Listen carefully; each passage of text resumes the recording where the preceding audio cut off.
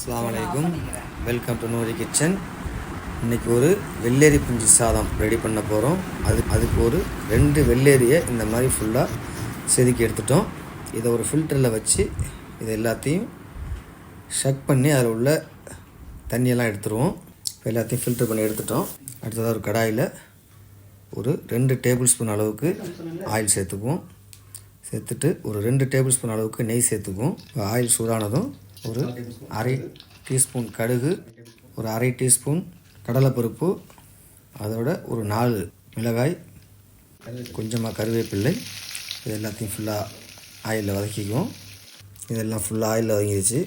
இப்போ இந்த ஸ்டேஜில் ஒரு டீஸ்பூன் அளவுக்கு நைஸாக சாப் பண்ண இஞ்சியை சேர்த்துக்குவோம். சேர்த்துட்டு அதையும் சேர்த்து நல்லா வதக்கிக்குவோம். இஞ்சி நல்லா வதங்கிடுச்சு. இதோட ஒரு 10 கிராம் அளவுக்கு முந்திரி சேர்த்துக்குவோம்.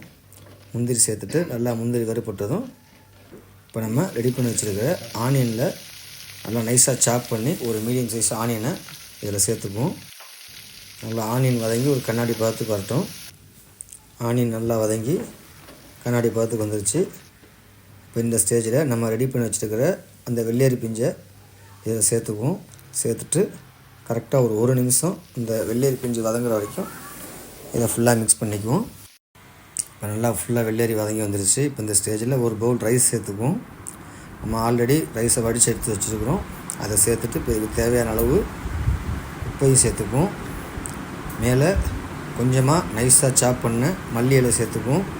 உப்பு சேர்த்துட்டோம். இப்போ இது எல்லாத்தையும் ஃபுல்லாக நல்லா மிக்ஸ் பண்ணிக்குவோம்.